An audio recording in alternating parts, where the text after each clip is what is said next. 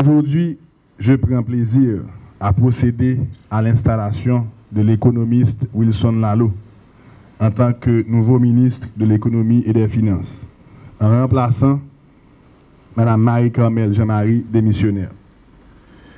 Comme je l'ai mentionné au 13e conseil de gouvernement, Mme Marie-Carmel Jean-Marie a été une collaboratrice efficace. Elle a toute ma reconnaissance pour un travail exceptionnel accompli au service de la nation. Les objectifs économiques et financiers du gouvernement Martelly Lamotte ont été clairement définis dans ma déclaration de politique générale.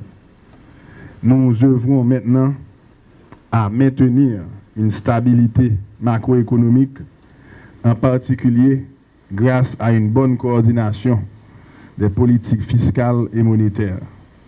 Notre gouvernement a également promis une croissance continue. Et comme les projections du Fonds monétaire international donnent à Haïti une croissance de 6,5% cette année, tout le cap doit être mis sur cette croissance. Cette politique de croissance continuera cette fois-ci sous la houlette du professeur-chercheur, l'économiste Wilson Lalo, dorénavant ministre de l'économie et des finances. Je devrais dire, ministre, là, que poste ça va l'occuper, c'est ministère qui est plus important dans le gouvernement. C'est ministère qui a un signal à la communauté locale là, et communauté internationale là, de côté gouvernement va aller. Et il y a un point qui est plus important, c'est question transparence, c'est question stabilité macroéconomique, c'est question tout de gommer le plus possible contre la corruption dans le pays. Nous avons un peu d'espoir sur vous. Président, avec tout l'autre ministre, nous supportons à 100%. Et il y a un pile de travail. J'aime dire là, je suppose que le discours là environ 15 à 20 minutes. Après 15 à 20 minutes, vous avez 3-4 problèmes pays qui tombent sous dos. Donc, la tâche est lourde. Mais je connais que voilà la hauteur. Voilà la hauteur de tâche là.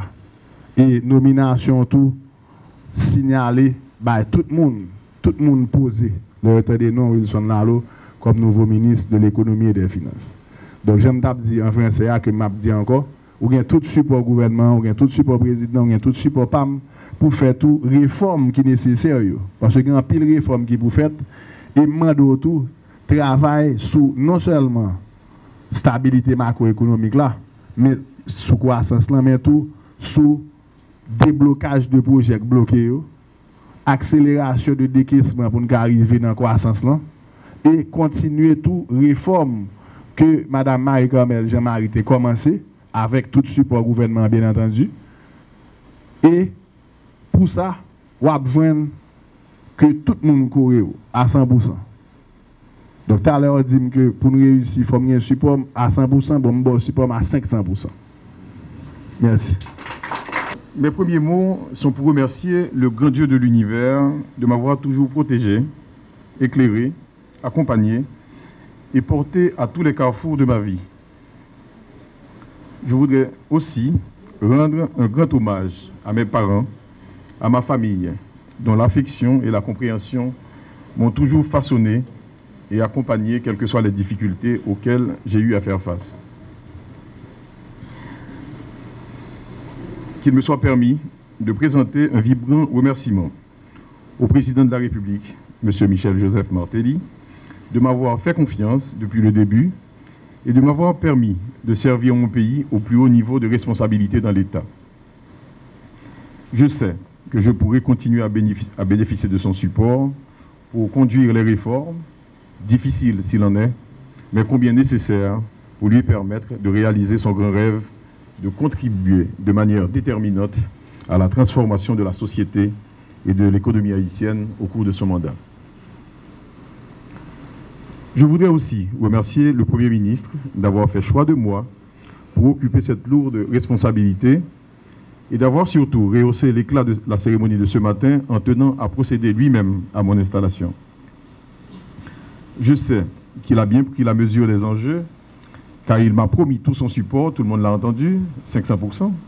C'est 5 fois plus que je pouvais l'imaginer. Il m'a promis donc tout son support dans cette lourde et délicate mission. Lui comme moi savons qu'il n'y aura pas de miracle et que c'est par le travail coordonné, en cohérence avec ses engagements pris dans sa déclaration de politique générale, que nous accomplirons les grandes réalisations que nous serons fiers de léguer à nos enfants. Je dois aussi présenter mes hommages à Madame Marie-Carmel Jean-Marie, qui n'est pas là ce matin, malheureusement, dont l'émoi provoqué par son départ a été reçu par beaucoup comme une manière d'appréciation de son travail à la tête de ce ministère. Je sais que l'héritage est lourd. Je vais garder d'elle le souvenir d'une ministre qui défend ses idées avec une opiniâtreté et une ténacité rares. Je sais aussi que je pourrai compter sur ses éclairages dans la transmission des dossiers. J'ai été particulièrement sensible d'échanger avec le Premier ministre de l'économie de la présidence Martelly, M. André Lemercier-Georges, je n'ai pas remarqué sa présence ce matin, mais qui m'a tout de suite appelé après ma nomination à ce poste. De Henri Bazin, qui a initié les principales réformes des finances publiques qui se poursuivent jusqu'à présent, un ami, à Madame Jean-Marie, je sais que je pourrai compter sur ces illustres devanciers pour me permettre de bien comprendre la manière d'aborder un certain nombre de dossiers. Madame, Messieurs, j'arrive à ce poste dans des circonstances peu banales. Tout le monde sait que depuis le début, j'avais beaucoup hésité à franchir le pas, conscient que j'ai toujours été des difficultés qui auraient à changer ce ministère pour le mettre au service du développement économique et de la modernisation de la société. Je crois qu'il est peut-être opportun de souligner aujourd'hui que je me suis engagé en politique pour la première fois aux côtés du candidat devenu président Martelly, parce qu'il a pris des options qui m'ont paru en cohérence avec ce que je crois qu'il faut faire pour redynamiser, pour relever ce pays que plusieurs siècles de lutte fratricide, j'arrive à dire ça, merci, de lutte donc fratricide, de mauvaise gouvernance, de déni du rôle de l'économie ont placé si bas dans l'échelle du développement durable. Toute ma vie, par mes choix personnels, mes interventions, mes batailles citoyennes et professionnelles, j'ai toujours cherché, au mieux de mes compétences, que par mes actions, je puisse contribuer à laisser pour les générations futures un pays meilleur que je ne l'ai trouvé. C'est le sens de mon engagement. Même s'il est vrai qu'il n'existe pas de doctrine philosophique à avoir jamais obtenu l'accord unanime des esprits compétents, il est peu probable que dans le contexte actuel de notre pays, en tout cas à mon sens, que le choix des 4 E, emploi, éducation, environnement, état de droit, devenu entre-temps 5 avec l'énergie, qui constitue le socle de l'action gouvernementale, puisse faire l'objet d'aucune contestation sérieuse. La vraie bataille pour Haïti est celle pour la mise en place et la consolidation de nos institutions garantes des droits de la personne, pour la conduite des politiques cohérentes, pour l'équité, pour l'amélioration du niveau de vie des citoyens. Nous avons compris que nous n'avons pas le droit de perdre cette bataille-là. C'est la condition de la stabilité sociale, de l'autonomie des citoyens et du progrès social.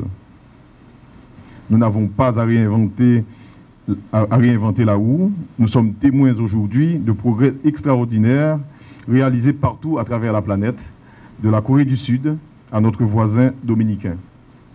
Par rapport à l'un ou à l'autre, nous nous plaisons à dire que notre situation socio-économique était meilleure à la leur il y a à peine 40 ans.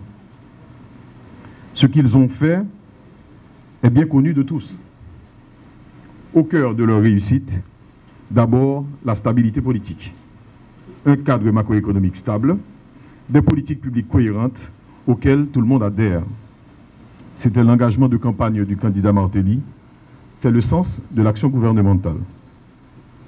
Le mandat qui m'est confié aujourd'hui est de poursuivre le travail engagé en l'approfondissant afin de nous assurer que le cap de notre économie change définitivement, que le virage soit pris pour nous placer sur la trajectoire visée qui est celle d'un pays émergent dans moins de 2 décennies.